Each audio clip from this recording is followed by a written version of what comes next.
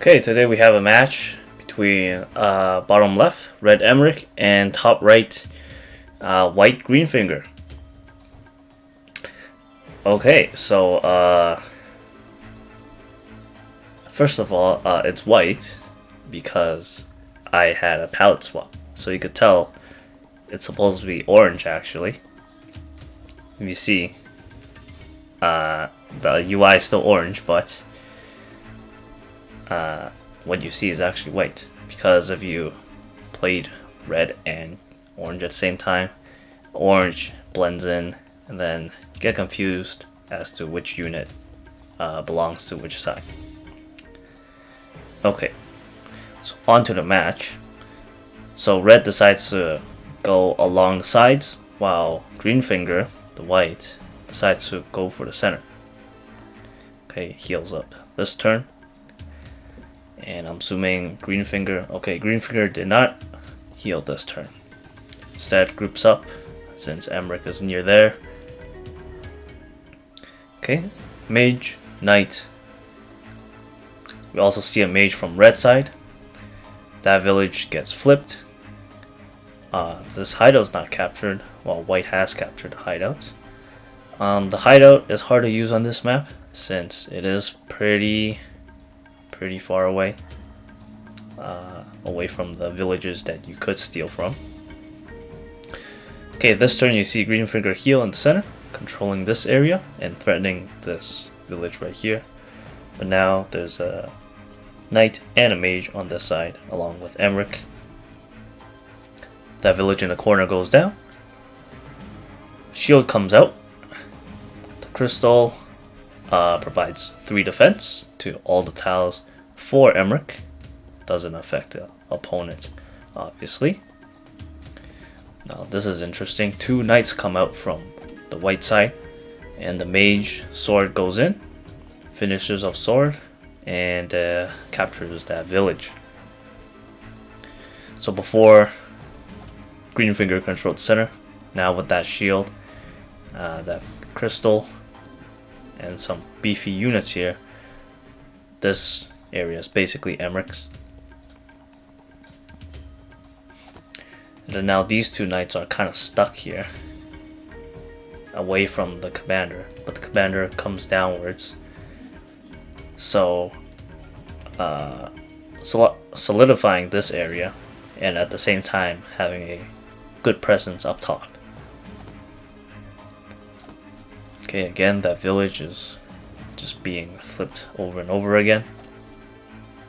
Emeric decides to go up top, decaps that village, captures it, brings a golem and the mage up. Since this area is harder for Greenfinger to attack, so it does make sense. Now Greenfinger comes down and decaptures and captures that back, which makes sense. Basically mirroring the other side, both players are controlling the same part of the map, well, but flipped. Okay, let's see here. So Emeric has a small income lead. Now it's even bigger because that village was just knocked down. Emeric with 3 golems now on the board and some pikemen. While Emeric, not Emeric. While Greenfinger on the other hand has 2 knights, a ballista that comes out last turn, and a whole bunch of dogs.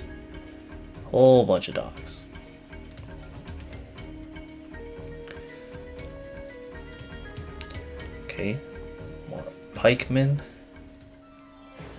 And an archer comes out, which makes sense. A lot of the units that Emeric has bought is not countered, but has a hard time dealing with archers. So now Emeric controlling the center once again, and this force is eventually, I think, is gonna meet up with Emeric and the other company. Okay, everyone is moving together. Now this crystal hasn't done much, but I guess it allowed for some area control for a certain amount of turns. I think that was 5, since they didn't get healed.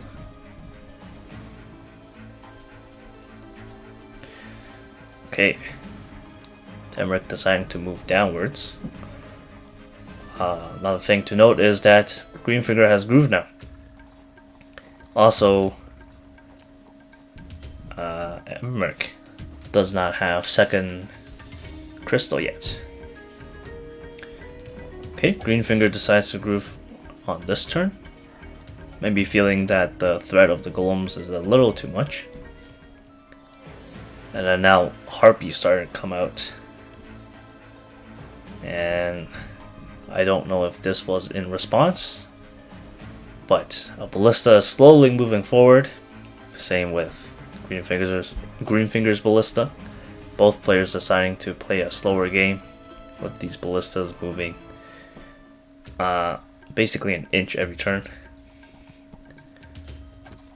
Okay, very nice pickoff. Now these vines do lose 20% of their health every single turn, so it's good that Greenfinger can get his groove off and then start charging the next one.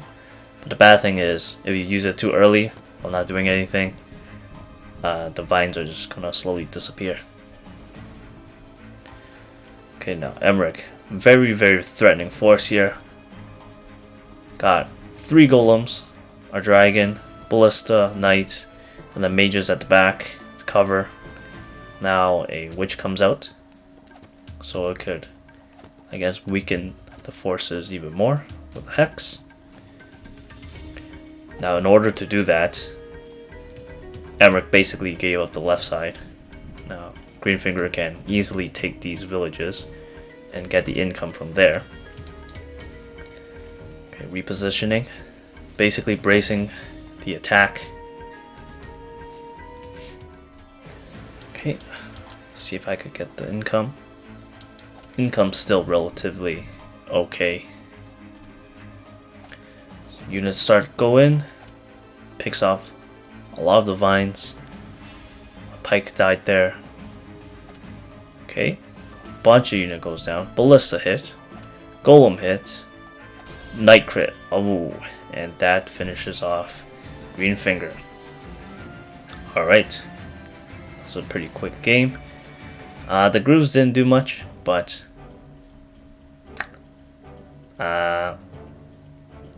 well, this was more of a game where you dance around contesting income, and then the groove just helped on top of that. Not the game defining grooves, but it just helped contest the villages, I guess. Didn't do much though. Anyways, that was a pretty good game. And if you guys have any questions, you could leave that down in the comments. And I will see you next time.